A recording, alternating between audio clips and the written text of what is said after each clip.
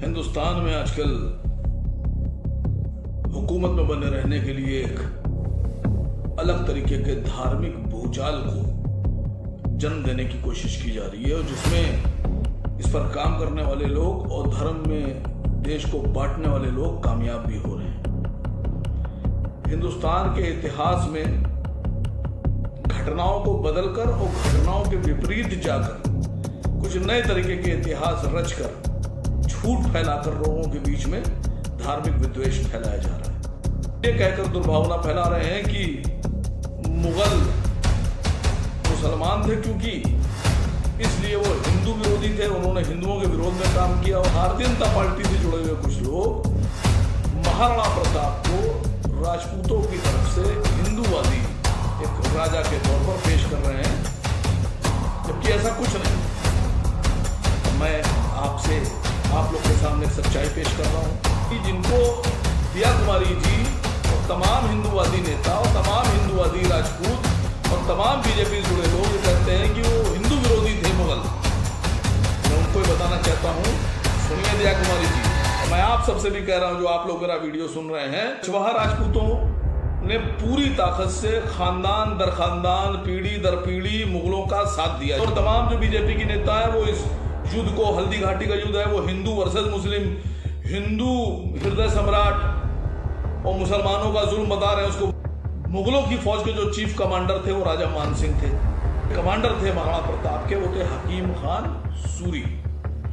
हकीम खान सूरी यानी शेर शाह सूरी के वंशज। कहां से हिंदू मुसलमान लड़ाई थी मैडम, बताइए मुझे आप। इतिहास से कहता है कि महाराणा प्रताप को घास की रोटियां खाना पड़ी, घास की रोटियां, और 4 साल तक राजा मान सिंह अपनी फौजों के साथ महाराणा प्रताप को खोजते रहे, ढूंढते रहे, इसलिए कि गिरफ्तार कर लें या मिल जाए तो उनको मार दें। मान सिंह ढूंढते रहे। तो मैं आपसे पूछ रहा हूं, अगर महाराणा प्रताप हिंदूवादी नेता थे तो आपके जो खानदान के जो आपके पूर्वज थे मान सिंह, उनके बारे में क्या कहेंगी आप? वो तो महाराणा प्रताप के अगेंस्ट लड़ रहे थे, और वो जो आपके पूर्वज थे इतने लाइन लगाकर जो कछवाहा राजपूतों ने मुगलों को सेवा दी है, उनको नहीं पता था कि जो मुगल हैं वो हिंदू विरोधी हैं। आप आज बता रही हैं। आप हुकूमत जब लोग करते हैं पूरी कोशिश करते हैं कि चाहे कोई हथकंडा अपनाना पड़े वो हुकूमत से बाहर ना हो, हुकूमत उनके पास रहे। उसके लिए चाहे धर्मों की बात करना पड़े, जातियों की बात करना पड़े, समाजों की बात करना पड़े, चाहे भविष्य को दांव पे लगाना पड़े और चाहे भूतकाल को बदलना पड़े, इतिहास को बदल। हुकूमत में बने रहने के लिए एक अलग तरीके के धार्मिक भूचाल को जन्म देने की कोशिश की जा रही है, और जिसमें बहुत हद तक इस पर काम करने वाले लोग और धर्म में देश को बांटने वाले लोग कामयाब भी हो रहे हैं। मैं आज जिस टॉपिक पर आप लोग के बीच में आया हूं बहुत अहम, बहुत ज़रूरी है। जो पार्टी आज सत्ता में है उससे जुड़े लोग, उससे जुड़े नेता, उसको समर्थन करने वाले कुछ गैर राजनीतिक दल और उनके लोग पूरी कोशिश करके हिंदुस्तान में एक धार्मिक वैमनस्य से काम कर रहे हैं। उनका काम यह है कि हिंदुस्तान के इतिहास में घटनाओं को बदलकर और घटनाओं के विपरीत जाकर कुछ नए तरीके के इतिहास रचकर झूठ फैलाकर लोगों के बीच में धार्मिक विद्वेष फैलाया जा रहा है। ये बात मैं ऐसे ही नहीं कह रहा। हिंदुस्तान में पूरे भारतवर्ष में कई रजवाड़े, कई राज रहे, लेकिन कभी भी इससे पहले हिंदुस्तान में धर्म के हिसाब से राज्यों को और रजवाड़ों को नहीं देखा गया। यहां पर सबसे ज्यादा हुकूमत करने वाले जो लोग थे वो मुगल थे। मुगलों के बारे में भारतीय जनता पार्टी से जुड़े लोग, उसके नेता, उसके मिनिस्टर्स, उसके एमपीज, उसको समर्थन करने वाले लोग ये कहकर दुर्भावना फैला रहे हैं कि मुगल मुसलमान थे, क्योंकि इसलिए वो हिंदू विरोधी थे, उन्होंने हिंदुओं के विरोध में काम किया और हिंदुओं की दुश्मनी में काम किया, और हिंदू बहुत परेशान थे, और मुसलमानों ने ये किया और मुगलों ने ये किया। और दूसरी तरफ उसी सिलसिले में भारतीय जनता पार्टी से जुड़े हुए कुछ लोग महाराणा प्रताप को राजपूतों की तरफ से हिंदूवादी एक राजा के तौर पर पेश कर रहे हैं। और महाराणा प्रताप ने जो जंग लड़ी, अकबर और महाराणा प्रताप यानी मुगलों और राजपूतों के बीच में जो हल्दी घाटी की जंग हुई, उसके बारे में ये कहा जाता है कि जो मुग़ल फौजें थीं, या यूँ कहिए कि हल्दी घाटी में जो मुग़ल थे वो भारत के विपरीत और हिंदुत्व के विपरीत चुनाव लड़ रहे थे, और जो महाराणा प्रताप थे वो हिंदुओं के प्रति मोहब्बत में, हिंदुओं के लिए और हिंदुओं के समर्थन में और हिंदूवादी सोच थी, इसलिए वो मुसलमानों के अगेंस्ट युद्ध लड़ रहे थे, विपरीत युद्ध लड़ रहे थे, जबकि ऐसा कुछ नहीं है।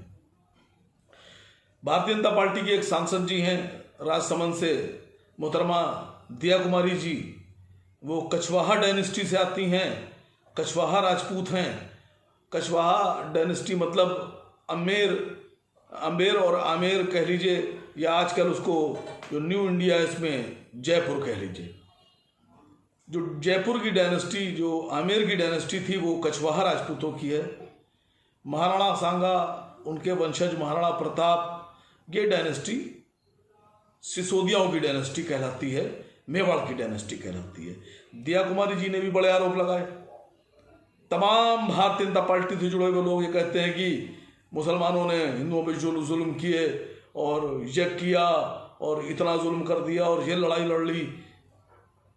दिया कुमारी जी ने भी एक लेटर लिखा भारत सरकार को, और उन्होंने कहा कि महाराणा प्रताप के नाम पर जो एक पत्थर लगा हुआ है हल्दी घाटी में, रक्तलाई में, वो पत्थर हटा दिया जाए। सरकार ने हटा दिया। दिया कुमारी जी पूरी तरीके से समर्थन कर रही हैं महाराणा सांगा का, महाराणा प्रताप का, लेकिन पूरी ताकत लगाकर वो मुगलों के विरोध में खड़ी हो रही हैं, मुगल शासकों के, इसलिए कि वो ये कहना चाहती हैं, किसी तरह से बीजेपी से जुड़े हुए लोग ये साबित करना चाहते हैं कि मुगल मतलब हिंदू विरोधी, मुगल मतलब मुसलमान शासक। अब मैं आज आपके सामने सच्चाई पेश करूंगा। दो डायनेस्टी की बात करूंगा सिर्फ, एक कछवाहा राजपूत की और एक सिसोदिया राजपूत की, यानी मेवाड़ की, चित्तौड़गढ़ की और आमेर की, अम्बेर की। जैसा कि आप सब जानते हैं, दिया कुमारी जी आप कछवाहा राजपूत हैं, और जो आमेर है वो कछवाहा डायनेस्टी है। दिया कुमारी जी के वंशजों में जो मुगलों से जुड़ा हुआ सबसे पहला नाम मैं ले रहा हूं, वो राजा भारमल। राजा भारमल साहब की 4 शादियां हुई थी, 4 पत्नियां थीं, उनके 17 बच्चे थे। राजा भारमल की जो एक बेटी थी, उनका नाम था हरकाबाई। हरकाबाई मतलब जिनको हम लोग जोधाबाई कहते हैं, इतिहास में उनको जोधाबाई कहा गया है, उनका असली नाम हरकाबाई था। दिया कुमारी जी के हिसाब से मुगल हिंदू विरोधी थे, मुसलमान थे, इसलिए हिंदू विरोधी थे। अब मैं आप लोग के सामने एक सच्चाई पेश कर रहा हूं। हरकाबाई की शादी राजा भारमल ने अकबर से की। हरकाबाई का नाम बदलकर बाद में अकबर ने मरियम-उज़-ज़मानी किया। मरियम-उज़-ज़मानी ने एक बेटे को जन्म दिया। वैसे तो अकबर के कई बच्चे थे, लेकिन एक अहम बेटा जो इतिहास में जिनका नाम बहुत बड़े पैमाने पर लिया जाता है, जहांगीर शहजादा सलीम, वो बाद में आऊँगा। अब कछवाहा राजपूतों ने पूरी ताकत से खानदान दर खानदान, पीढ़ी दर पीढ़ी मुगलों का साथ दिया, यानी यूँ कह लीजिए कि जिनको दिया कुमारी जी और तमाम हिंदूवादी नेता और तमाम हिंदूवादी राजपूत और तमाम बीजेपी से जुड़े लोग ये कहते हैं कि वो हिंदू विरोधी थे मुगल। मैं उनको ये बताना चाहता हूँ, सुनिए दिया कुमारी जी, और मैं आप सबसे भी कह रहा हूँ जो आप लोग मेरा वीडियो सुन रहे हैं, कि भारमल के बाद अकबर के साथ भारमल के बेटे भगवंत दास जी के बाद राजा मान सिंह जी, जिनको बाद में मुगलों ने यानी अकबर ने मिर्ज़ा राजा की उपाधि दी, मिर्ज़ा राजा मान सिंह, वो भी मुगलों के साथ। मिर्ज़ा राजा मान सिंह के बाद मिर्ज़ा राजा भाऊ सिंह, वो भी मुगलों के साथ। मिर्ज़ा राजा भाऊ सिंह के बाद मिर्ज़ा राजा जय सिंह, मिर्ज़ा राजा राम सिंह, मिर्ज़ा राजा भीष्म सिंह, मिर्ज़ा राजा जय सिंह टू यानी सवाई जय सिंह, जिनको मिर्ज़ा राजा जय सिंह टू भी कहते हैं। फिर राजा ईश्वरी सिंह, फिर राजा माधो सिंह, पृथ्वी सिंह, ये तमाम कछवाहा राजपूत दिया कुमारी जी के जो वंशज थे, ये सब के सब एक लाइन लगाकर मुगलों के साथ खड़े थे और मुगलों की डायनेस्टी में, मुगलों की हुकूमत में उनकी मदद कर रहे थे। और ये सब किसी ना किसी मनसब पर थे। कोई 5000 था, कोई 7000 था, कोई 4000 राजा था। ये सब मुगलों के साथ थे। दिया कुमारी जी ने राणा सांगा जी का नाम लिया, राणा प्रताप जी का नाम लिया, मैं भी ले रहा हूं। मैं सलाम करता हूं सिसोदियाओं को।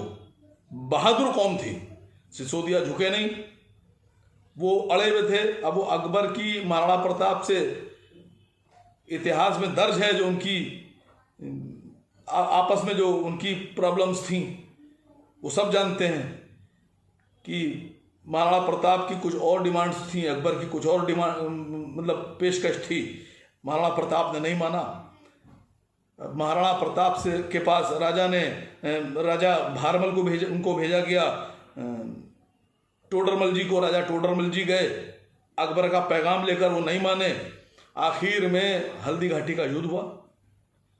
अब दिया कुमारी जी कह रही है कि मुसलमान वर्सेस हिंदू युद्ध, या बाकी और तमाम जो बीजेपी की नेता है वो इस युद्ध को, हल्दी घाटी का युद्ध है वो हिंदू वर्सेस मुस्लिम, हिंदू हृदय सम्राट और मुसलमानों का जुल्म बता रहे हैं उसको। पर मैं बताता हूं आपसे, हल्दी घाटी का युद्ध, हल्दी घाटी के युद्ध में मुगलों के खिलाफ, या यूं कहिए कि राजपूतों और मुगलों के बीच में जो युद्ध हुआ हल्दी घाटी में, उस युद्ध की हकीकत जानिए, बिल्कुल जानिए हकीकत। महाराणा प्रताप की जो फौज थी वो 3000 थी, और मुगलों ने जो फौज अकबर ने भेजी थी वो थी 5000 के आसपास। कुछ 7000 कहते हैं, कुछ लोग 10,000 कहते हैं, लेकिन जो ज्यादा पैमाने पर जो बात मिलती है वो ये है कि 5000 के बीच में, 5000 के आसपास फौज थी। मुगलों की फौज के जो चीफ कमांडर थे वो राजा मान सिंह थे। अकबर मौजूद नहीं थे मैदान में। राजा मान सिंह के साथ लगभग 3-3,500 मुस्लिम सैनिक भी थे, और बाकी राजपूताना थे, राजपूत सैनिक थे। मान सिंह की अपनी फौजें थी, जो उनकी रजवाड़े की फौज थी, आमेर की। महाराणा प्रताप की जो फौज थी वो 3000 की फौज थी। 3000 की फौज में 1000 अफगानी पठान थे, 1000 अफगानी पठान। क्योंकि महाराणा प्रताप के जो कमांडर थे उनका नाम था, जो तोपखाने के चीफ थे, जो उनके कमांडर थे महाराणा प्रताप के, वो थे हकीम खान सूरी। हकीम खान सूर यानी शेर शाह सूरी के वंशज। हकीम खान सूरी के साथ उनके अफगानी पठान लगभग 1000 लौड़े थे।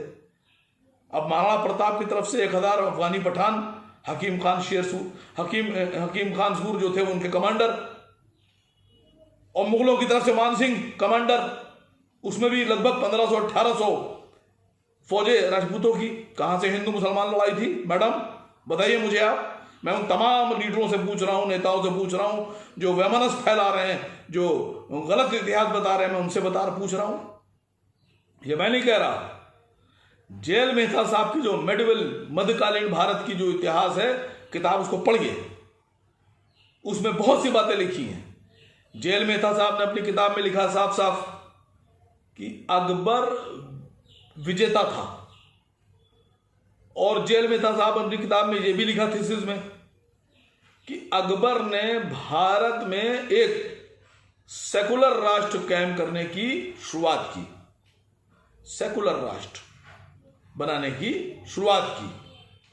ये जेल मेहता साहब लिख रहे हैं। जदुनाथ सरकार की किताब पढ़ लीजिए आप। जदुनाथ सरकार की जो इतिहास की किताब है उसको पढ़िए आप, भारत के बारे में, भारत का इतिहास।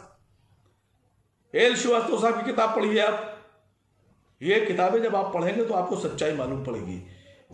जब महाराणा प्रताप घायल हो गए हल्दी घाटी में, हकीम खान सूरी शहीद हो गए, हकीम खान सूरी के साथ 1000 अफगानी शहीद हो गए, पठान शहीद हो गए। आप बता रहे हैं, आप बता रही हैं मैडम कि महाराणा प्रताप हिंदुओं के प्रतीक, हिंदुओं की तरफ से लड़ रहे थे, और मुगलों की फौजें मुसलमानों को, आप उनको मुसलमानों की तरफ मोड़ रही हैं। तो मैं आपसे पूछ रहा हूं, अगर महाराणा प्रताप हिंदूवादी नेता थे तो आपके जो खानदान के जो आपके पूर्वज थे, मान सिंह, उनके बारे में क्या कहेंगी आप? वो तो महाराणा प्रताप के अगेंस्ट लड़ रहे थे। और वो जो तमाम राजपूत सैनिक जो मान सिंह के साथ महाराणा प्रताप के विरोध में लड़ रहे थे, उनके बारे में क्या कहेंगी आप? मैं उन तमाम कछवाहा राजपूतों के बारे में, राजाओं के बारे में कह रहा हूं कि जो मुगलों के साथ अपनी सेवा दे रहे थे मुगलों को, उनके बारे में क्या कहेंगी आप? क्या उनको नहीं पता था? आपको पता है कि मुसलमान हिंदुओं का दुश्मन थे उस वक्त, और वो जो आपके पूर्वज थे, इतने लाइन लगाकर जो कछवाहा राजपूतों ने मुगलों को सेवा दी है, उनको नहीं पता था कि जो मुगल हैं वो हिंदू विरोधी हैं। आप आज बता रही हैं। आप एक किस्सा बता रहा हूं मैं आपको। हल्दी घाटी में जब महाराणा प्रताप घायल हो गए और उनको युद्ध से हटना पड़ा, 4 साल तक इतिहास ये कहता है कि महाराणा प्रताप को घास की रोटियां खाना पड़ी, घास की रोटियां। और 4 साल तक राजा मान सिंह अपनी फौजों के साथ महाराणा प्रताप को खोजते रहे, ढूंढते रहे, इसलिए कि गिरफ्तार कर लें या मिल जाए तो उनको मार दें। मान सिंह ढूंढते रहे। क्यों ढूंढते रहे? क्या मान सिंह हिंदू विरोधी थे?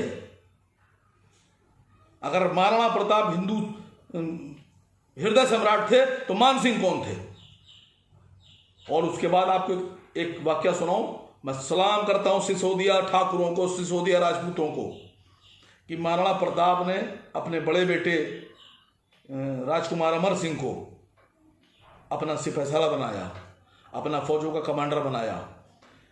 राजा मान सिंह ने उन इलाकों में जो मेवाड़ और चित्तौड़ के इलाके थे वहां थाने कायम कर दिए।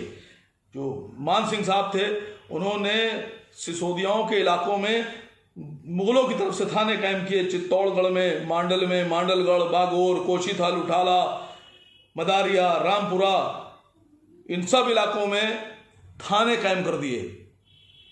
किसने? मान सिंह ने। किसके? मुगलों के थाने कायम कर दिए। अमर सिंह जो महाराणा प्रताप के बेटे थे, वो छापामार युद्ध करते थे, आते थे, थाने लूटते थे, थाने हटाते थे, अपना कब्जा करते थे, चले आते थे।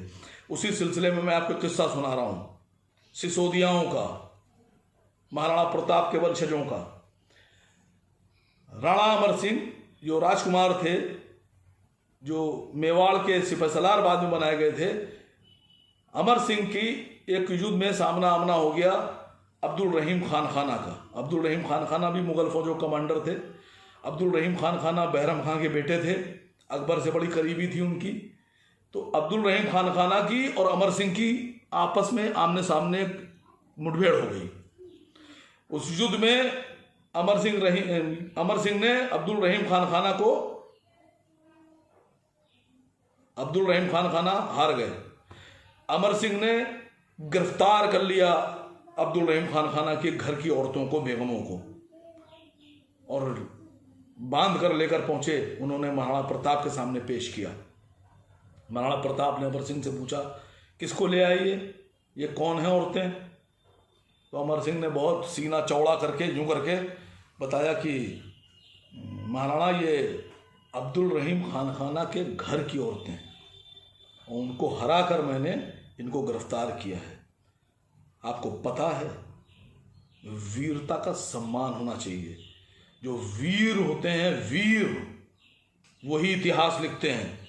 महाराणा प्रताप ने वो किया जो अमर सिंह ने नहीं सोचा था।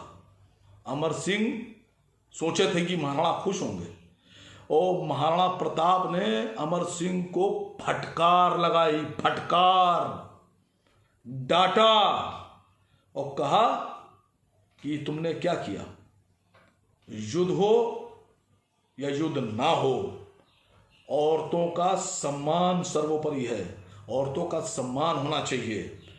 और बहुत गुस्से में लाल होकर महाराणा प्रताप ने अमर सिंह से कहा, अमर सिंह जाओ, जाके अब्दुल रहीम खान खाना की जो घर की औरतें हैं, इनको बाइज्जत उनके महलों में, उनके घरों में छोड़ कर आओ। ये है वीरता सिसोदियाओं की, ये है सिसोदिया। महाराणा प्रताप ने घास की रोटी खाई 4 साल तक जंगलों में, लेकिन उन्होंने कोई ऐसा नाजेबा काम नहीं किया कि जिसके बारे में उनके ख़ानदान को, उनकी डायनेस्टी को, उनकी हुकूमत को या उनके सर को नीचा होना पड़े। मैं सलाम करता हूँ सिसोदियाओं को इस बारे में, उनके इस। आपको बताऊं एक और किस्सा बताता हूँ आपसे कि जब जहांगीर की जब शादी हुई, अब बता रहे हैं एक खाली अकबर की बात थोड़ी ना है। जहांगीर की शादी किससे हुई? जहांगीर की शादी हुई राजकुमारी मानबाई से। मानबाई कौन थी? मान सिंह, राजा मान सिंह की बहन। कहां से हिंदू मुसलमान था? जहांगीर की दूसरी शादी हुई जगत गोसाई से, ये राजा उदय सिंह की बेटी थी। जहांगीर ने तीसरी शादी जानते किससे की है? जैसलमेर के जो राजकुमारी थी, रावल भीम सिंह के बेटी थी, उनसे उनकी तीसरी शादी हुई। खैर, शादियों का सिलसिले की बात नहीं हो रही थी, बात ये हो रही थी जो राजपूत, कछवाहा राजपूत अकबर के साथ थे, वही कछवाहा राजपूत जहांगीर के साथ थे। और जब अमर सिंह थाने हटा रहे थे, थाने हमला करते थे, फिर थाने कायम होते थे, फिर कछवाहा राजपूत राजा मान सिंह ने चित्तौड़गढ़ के इलाकों में, जो आपका भीलवाड़ा का इलाका है, मेवाड़ है, यहां पर बहुत जुल्म और ज्यादती शुरू कर दी। तो जो वहां के लोग थे, जो राजपूत सिसोदिया थे, उन्होंने सबने मिलकर राजा अमर सिंह पे दबाव बनाया। अब वो राजा बन गए थे, महाराणा, उनकी राज्याभिषेक हो गया था महाराणा प्रताप के बाद, उन पर दबाव बनाया कि नहीं अब संधि होना चाहिए मुगलों से। तो राजा कर्ण सिंह जो महाराणा अमर सिंह के बेटे थे, उस वक्त वो राजकुमार थे, राजकुमार कर्ण सिंह को यह हुआ कि मुगल दरबार में जहांगीर के सामने भेजा जाएगा, पेश होंगे वो। जब जहांगीर को एक पैगाम मिला कि महाराणा अमर सिंह के बेटे और महाराणा प्रताप के पोते दरबार में पेश होना चाहते हैं, तो वो तो उसने आंखें बिछा दी अपनी। वो बैठा ही इसीलिए था जहांगीर, वो इसी बात का इंतजार कर रहा था कि कभी आएंगे, कब संधि करेंगे। उसने फौरन स्वागत की तैयारी की। तो महाराणा अमर सिंह के दोनों हाथों की छाप एक मलमल के कपड़े पर लगा के कर्ण सिंह को दी और कहा, उन्होंने, महाराणा ने अपने लोगों से कहा कि अगर आप यही चाहते हैं सब कि अब संधि हो जाए, तो मैं अकेला क्या कर लूंगा रोक कर, चलिए। तो महाराणा का संदेश लेकर जब कर्ण सिंह जहांगीर के दरबार में पहुंचे, तो जहांगीर ने खड़े होकर स्वागत किया, खड़े होकर स्वागत किया सिसोदियाओं का, और राजकुमार कर्ण सिंह को अपने बराबर की जगह दी बैठने के लिए। और उसने जो संधि साइन हुई है 5 फरवरी सन 1615 ईस्वी को, वो संधि मौजूद है, इंटरनेट पर हर जगह मौजूद है, सरकारी दस्तावेज में रखी हुई है। आप देखिए कितनी जबरदस्त संधि हुई है। जब कोई ताकतवर और शानदार व्यक्तित्व का मालिक होता है, जब वो संधि करता है, तो बड़े बड़े बादशाहों को भी उसके अनुसार संधि करना पड़ती है। जो संधि थी, वो संधि ये थी कि जो मनसब होगा महाराणा अमर सिंह का, वो 10,000 ही होगा, बाकी सब 5,000 ही, 6,000 ही, 4,000 ही, 7,000 ही थे। महाराणा अमर सिंह का मनसब 10,000 ही होगा। महाराणा अमर सिंह, शर्त नंबर 2, महाराणा अमर सिंह कभी भी मुगलिया दरबार में पेश नहीं होंगे। और तीसरी शर्त कि महाराणा अमर सिंह के जो बड़े बेटे हैं, यानी राजकुमार कर्ण सिंह, वो लगभग 1500 घुड़सवारों के साथ हमेशा मुगलिया फौजों में साथ रहकर उनकी सेवा करेंगे, मुगल फौज की सेवा करेंगे, मुगल फौज के साथ रहेंगे। और चौथी शर्त की शर्त जब लागू हो जाएगी, संधि हो जाएगी, तो उसके बाद महाराणा अमर सिंह चित्तौड़ के किले में रह सकते हैं। लेकिन एक और आगे जो शर्त थी कि जो क्षतिग्रस्त हो गया था चित्तौड़ का किला, दीवार उसकी क्षतिग्रस्त थी, उसकी रिपेयरिंग नहीं होगी। ये है सच्चाई, ये है। वो आप बताते हैं हिंदू मुसलमान की लड़ाई, हिंदू मुसलमान की आप पेपर दिखाते फिर रहे हैं। इसी सिलसिले में आगे शाहजहां और औरंगजेब, इनकी भी हिस्ट्री आपके सामने लेकर आऊंगा, क्योंकि औरंगजेब के बारे में कहा जाता है औरंगजेब ने बड़े मंदिर गिरा दिए और ये कर दिया और लूट लिया और फना कर दिया और तबाह कर दिया और बर्बाद कर दिया। मैं बताऊंगा आपको कि सच्चाई क्या है। ये झूठ बोलने वाले लोगों से होशियार रहिए। हुकूमत जब लोग करते हैं तो वो पूरी कोशिश करते हैं कि चाहे कोई हथकंडा अपनाना पड़े, वो हुकूमत से बाहर ना हो, हुकूमत उनके पास रहे। उसके लिए चाहे धर्मों की बात करना पड़े, जातियों की बात करना पड़े, समाजों की बात करना पड़े, चाहे भविष्य को दांव पे लगाना पड़े और चाहे भूतकाल को बदलना पड़े, इतिहास को बदलना पड़े, लेकिन हुकूमत बनी रहे।